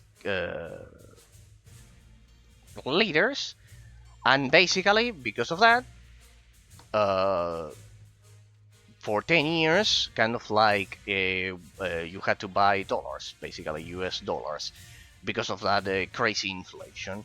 And because of that, well, now Argentina, after 12 years of, actually, it's not 12 years, it's 70 years of continuous socialism, precisely voted for the first time a conservative candidate, and just like in a lot of countries over there, I think that precisely Romania did the same, and Hungary as well, precisely just like those 2 years ago. For the first time, a conservative won the elections because of what I mentioned. That's the key. In our case, they just spent and spent and spent public money, and if you keep spending and if you spend every month more money than what your taxpayers can give to the state, there's only one consequence. There's only one consequence, which is causing inflation. Inflation is called the silent tax, and basically causes your money to go to shit, to lose intrinsic value, basically. And because of that, our money was worth shit, and that distorted all of the prices of the market, basically like that. That's why that's what I always say. Be aware of those. This one was almost done. Be aware of politicians. What I can tell you as my 2 cents for what they are worth it, that only talk about spending money without telling you from where that money will be taken from. In that sense, always be aware of that. If they don't tell you how they are going to fund all of that social expenditure, be aware, because if you keep spending and spending and spending, it only has one consequence, which is causing inflation in that sense, and then it devolves into something worse, which is what we suffered, which is um, hyperinflation in that sense, which is much much worse, which is kind of like at that point gets uncontrolled and everything goes to shit. All of the prices of the economy go to shit. In that sense, then inflation turns into hyperinflation, and that's the point in which you cannot stop it, because then they want to stop it, and then they can't. That's the key. So what I can tell you, my life experience, if you see that a politician is promising to, no, I'll give you this, I'll give you this, I'll give you a public expenditure and everything, if you listen to that without any kind of without anything else, be be careful, be careful about that, be careful about that, because eventually, it will go to shit. It will go to shit. It will go to shit. So yeah, pretty much, pretty much.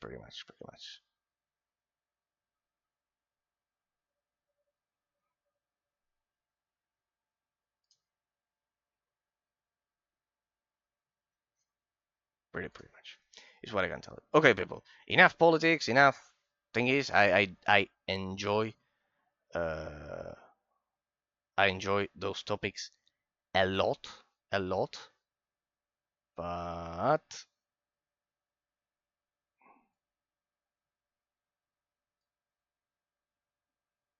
I enjoy those topics a lot. But we have to get to the analysis. That we didn't do the analysis. We have to get into the topic of analysis for today. Let me sell all of this stuff.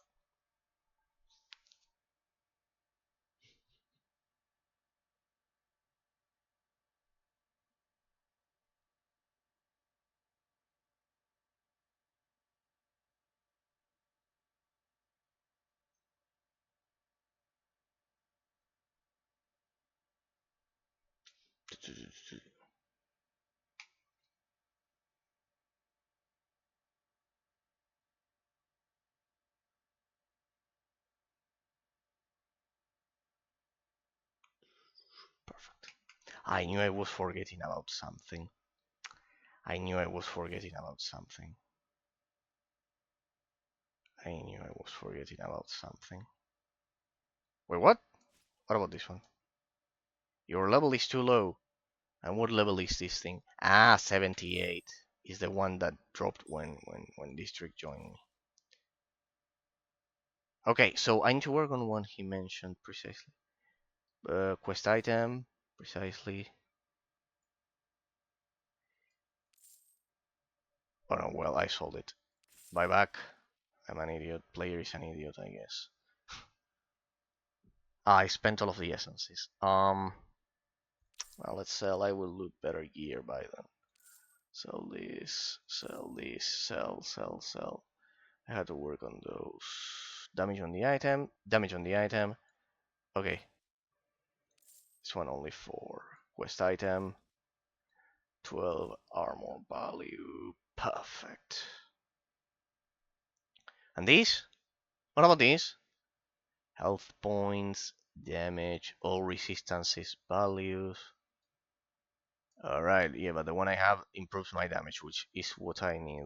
Yeah, then let's sell this one. I don't understand what this thing is here is. I'll never be able to understand this thing for quite some time.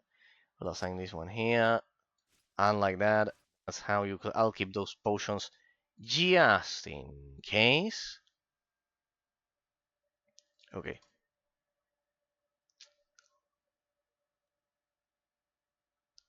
Perfect. Magnificent. We turn in this quest. What? Our sunken has long since been defiled. The enemy's presence alone spoiled the fountain. By my sword, we must retaliate against the Drakensang cultists. Journey.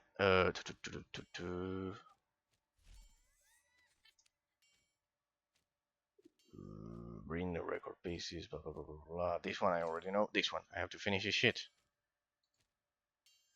The Hidden Sanctum. Where? I wonder if I still don't have enough for the pet. It doesn't matter. Maybe for expanding the inventory or something like that. Where is it? Where is it? Where is it? Where is it? Where is it? Bring the record pieces to Russian Samu in the resistance. Wasn't it this one? This one? Here are answers, and they raise many more questions. Using the relics of Grimag Stone and the knowledge of old spell weaver passed down, the cult was able to extract information about the seal of Teagan's ceremonial hall, and have begun to break it. This is how the enemy entered our world.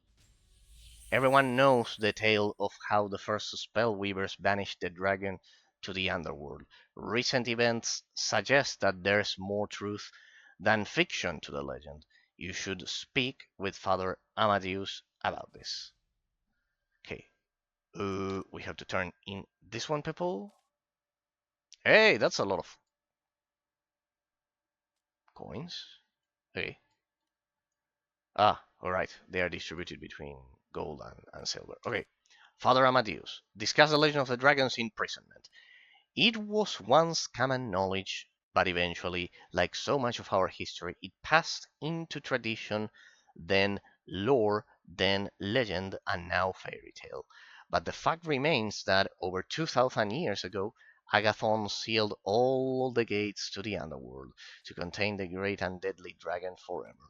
But now, that I cannot say, for I do not know. Report your new knowledge to Prince Aldred. You have my gratitude. I am now certain that the dragon's power is leaking through somehow, and that it perhaps even seeks to enter our world fully. Only a revival of the order created by Agathon can stop him now.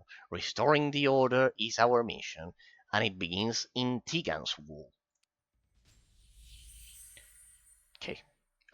We're done with that one. Perfect. Then only this final quest remains. Perfect, people. So, I wanted to get into the topic of analysis for today, since we've already, well, we discussed a lot here with viewers. But before we do so, there we go. Many faces of death. When my trading house burned down back in Shorefolk, I was able to save my wife and a few others, but we were separated when trolls attacked. Please, if Lynette is still alive, you recognize my wife by the gold amulet she wears, or by her screeching voice and shrewish tongue.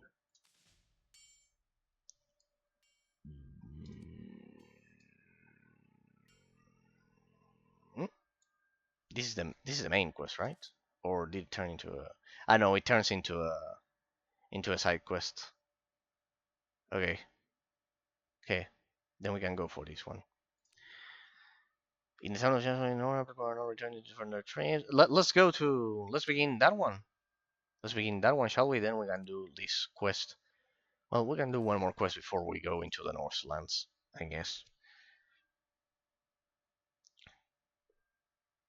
Okay, people. Let's do one more quest, then we move on to the topic of analysis for today.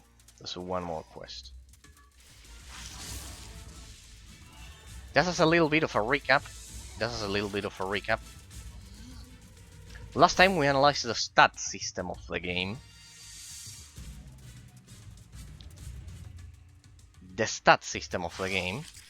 In our classic, there it is. In our classic, alright, but now I have, okay. I can see a huge difference in damage using the ice build now. Let's just teleport back. I can see a difference in damage, people. So, as a bit of a recap, last time we analyzed.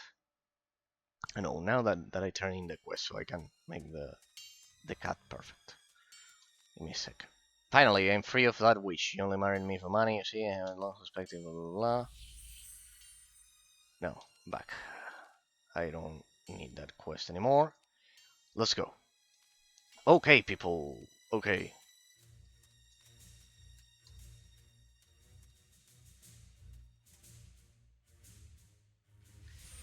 There we go.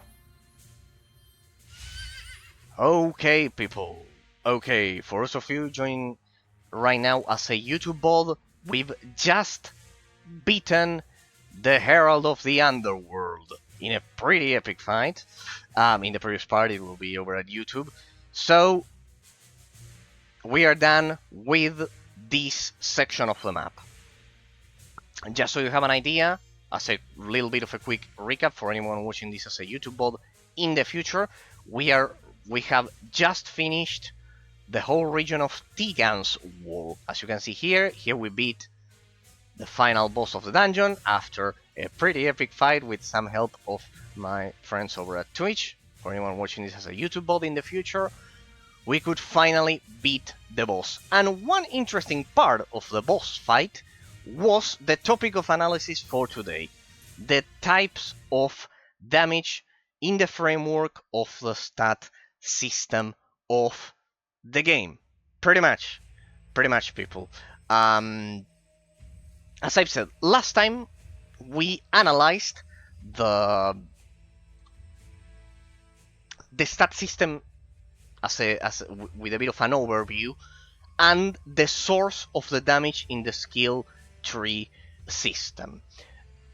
With our classic classification, with our usual classification of pretty much splitting the source of the damage between being intrinsic or extrinsic, depending on the fact if the base attack damage of your character increases simply through leveling up, intrinsic, it's internal to the character, or increasing your base attack damage depends on loot. Basically, our classic stat system classification.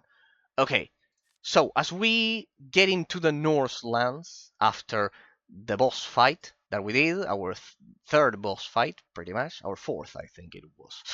Fourth one, yeah, if you count the first boss of the game, but it was pretty much like a tutorial boss. So, yeah, pretty much it was our third boss fight.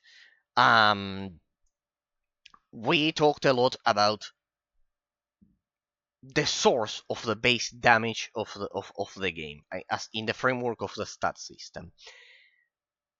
And today I wanted to take a much deeper look into the skill tree of the game and establish direct comparisons specifically with Titan Quest and some others of the genre, like Diablo 2 in its original state, Path of Exile, and everything.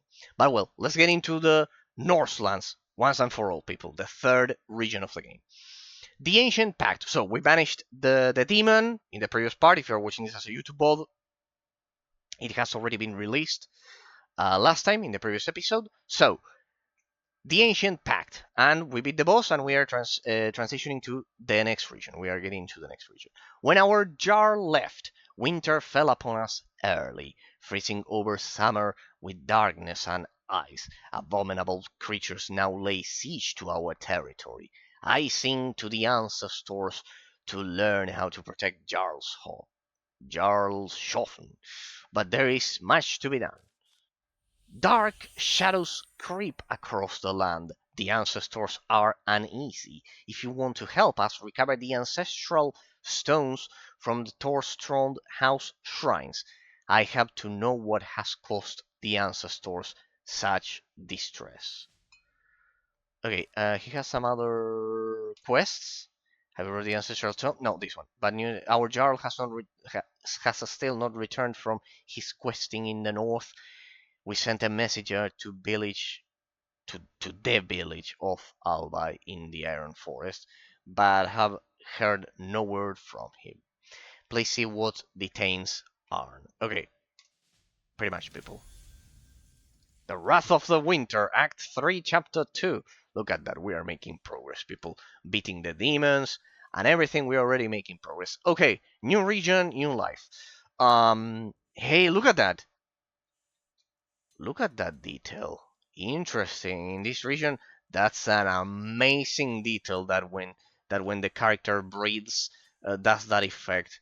See, for example, Diablo and Titan Quest could have used that back in the day. That's for sure. That's for sure. Amazing attention to detail there. Okay, the topic of analysis. So, last time we determined that Drakensang Online, where was it here? The base attack damage, it has, of course, a combination of an intrinsic and extrinsic stat systems in my usual classification.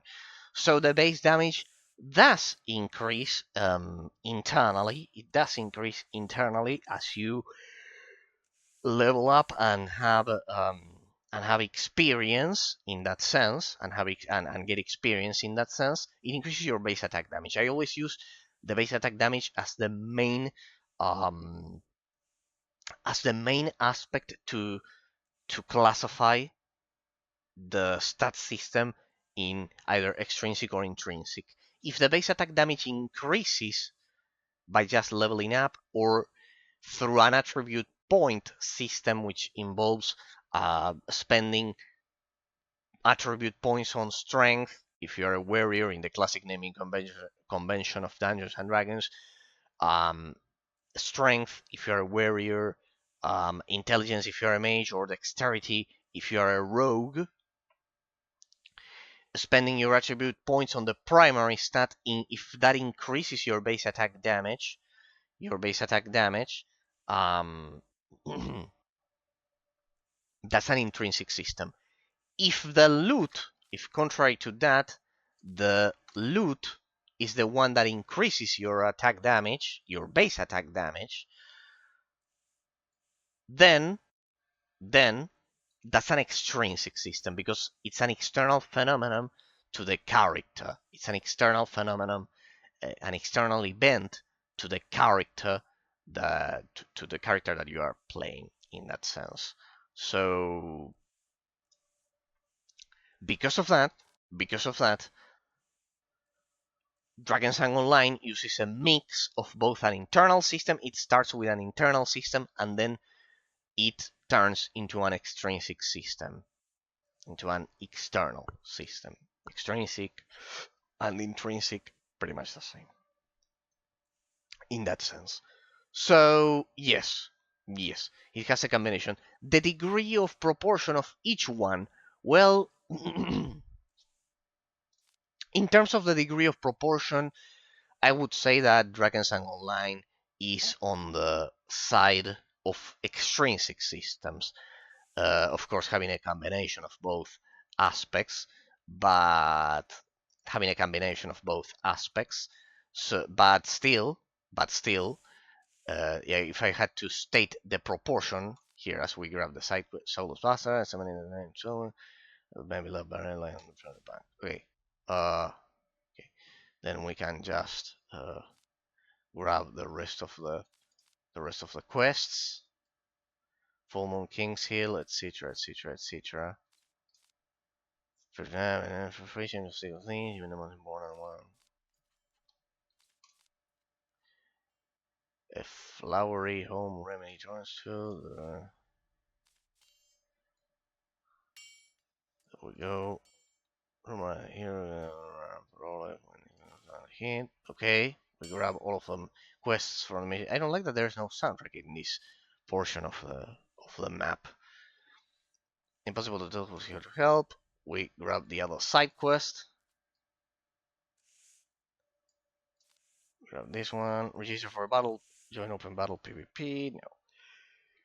Then let's get to the main quests. I grab them here. Good.